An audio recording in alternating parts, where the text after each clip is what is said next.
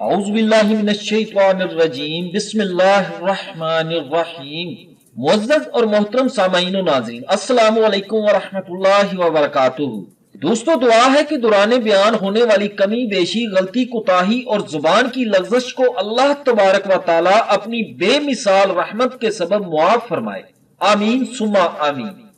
ناظرین گرامی، نعمتوں کی قدردانی ان کی موجودگی میں کرتے رہنا چاہیے، کہیں ایسا نہ ہو کہ اللہ رب العزت کا جلال ظاہر ہو جائے۔ دوستو، ایک عورت تنور پر روٹیاں پکایا کرتی تھی۔ اللہ تبارک و تعالیٰ نے اس کو بیٹے جیسی نعمت سے نواز دیا۔ اس کا بیٹا چلنے پھرنے کی عمر کا ہو گیا۔ اسے اپنی ماں کے ساتھ بہت محبت تھی، لہٰذا وہ ماں کے ساتھ ہی ہر وقت چمٹا رہتا تھا۔ ماں چاہتی تھی کہ روٹیاں پکاتے وقت یہ کہیں کھیلے، آرام کرے یا سو جائے، لیکن وہ پھر اٹھ کر آ جاتا تھا۔ ایک دن ماں بڑی تنگ ہوئی، لہٰذا اس نے اسے بستر پر لٹایا اور کہا، خبردار، اگر اب تو میرے پیچھے آیا تو میں ماروں گی، آنکھیں بند کر اور سو جا۔ اس کے بعد اس عورت نے اپنا کام شروع کر دیا۔ تھوڑی دیر کے بعد بچہ اٹھا اور روتا ہوا پھر آ گیا۔ وہ عورت ان پڑھ جاہل تھی، دیہات کی رہنے والی تھی، لہٰذا اس نے غصے میں کہہ دیا، مڑ اٹھی کہ آ گیا ہے، تو تا ستا سے ونجی ہا۔ مطلب یہ کہ تجھے تو سلایا تھا، تو ہمیشہ کی نیند سو ہی جاتا تو بہتر تھا۔ اللہ تبارک و تعالیٰ نے اس کی بد دعا کو قبول فرما لیا، مگر اللہ تعالیٰ نے اس وقت بچے کو موت نہ دی۔ وہ بچہ بڑا ہوا، اس نے تعلیم حاصل کی، اعلیٰ تعلیم تک پہنچ گیا۔ تعلیم حاصل کرنے کے بعد وہ ایک کامیاب کاروباری شخصیت بن گیا۔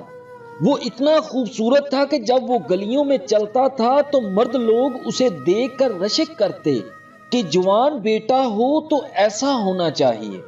اب اس عورت نے اپنے بیٹے کی شادی کے بارے میں سوچا۔ اس نے اپنے رشتہ داروں میں سے چن کر لڑکی ڈھونڈی، شادی کے لیے تیاریاں مکمل کر لیں۔ ابھی شادی میں 1-2 دن باقی تھے کہ وہ لڑکا کسی کام کے سلسلے میں باہر گیا۔ اس نوجوان کا کہیں پاؤں پھسلا اور وہ گردن کے بل گرا اور اس کی جان نکل گئی۔ اب جب ماں نے اس کی لاش دیکھی تو وہ اپنا دماغی توازن کھو بیٹھی اور پاگل ہو گئی۔ وہ اتنا بڑا صدمہ برداشت نہ کر سکی۔ اب وہ گلیوں میں پاگلوں کی طرح پھرتی رہتی اور تنکے چنتی رہتی۔ لڑکے اسے پاگل کہہ کر چھیڑتے تھے، مگر وہ پاگل نہیں تھی۔ اس سے اللہ نے جلال میں آ کر بیٹے والی نعمت لے لی تھی۔ گویا بد دعا کے وقت اللہ تعالیٰ نے اسے فرما دیا کہ اچھا، میں نے تمہیں بیٹے کی نعمت دی اور تو اس کی ناقدری کرتے ہوئے بد دعا دیتی ہے کہ تو سویا ہی رہ جا۔ ہاں، میں ابھی اس کو موت نہ دوں گا، بلکہ میں اس نعمت کو پروان چڑھنے دوں گا، حتیٰ کہ جب یہ پھل پک کر تیار ہو جائے گا تو میں تیار شدہ پھل کو توڑوں گا تاکہ تجھے احساس ہو کہ تو نے میری کس نعمت کی ناقدری کی ہے۔ ناظرین گرامی، راوی واقعہ نے واقعہ کے آخر میں چند لائنیں تحریر کی ہیں جو بہت سننے کے قابل ہیں کہ نعمتوں کی قدردانی کے لیے نعمتوں کے چھن جانے کا انتظار نہ کرنا۔ جب اللہ تبارک و تعالی نعمت کو چھین لیتے ہیں تو پھر دوبارہ ناقدرے کو نہیں دیا کرتے۔ اس لیے نعمت کی موجودگی میں اس کی قدردانی کی عادت ڈالیں۔ گھر نعمت ہے، اولاد نعمت ہے، ماں باپ نعمت ہے، بہن بھائی نعمت ہے، مسلمان بھائی نعمت ہے، صحت نعمت ہے، سکون نعمت ہے، رزق حلال نعمت ہے۔ اللہ تعالیٰ نے ہمیں یہ سب نعمتیں عطا کر دی ہیں، ہمیں چاہیے کہ ہم ان کی ضرور قدردانی کریں۔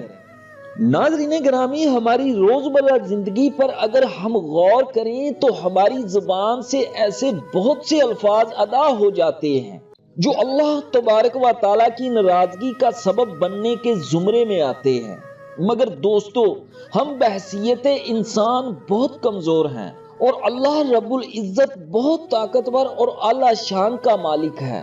اللہ سے ہمیشہ یہی دعا کرنی چاہیے کہ اللہ ہماری زبان کی لغزشوں کو معاف فرمائے اور ہماری زبان سے جانے انجانے میں نکل جانے والے وہ بول جو اللہ رب العزت کی ناراضگی کا سبب بنے ہوں، اللہ پاک ان پر ہماری پکڑ نہ فرمائے اور اپنی خاص اور بے مثال رحمت کے سبب معاف فرمائے۔ آمین ثم آمین۔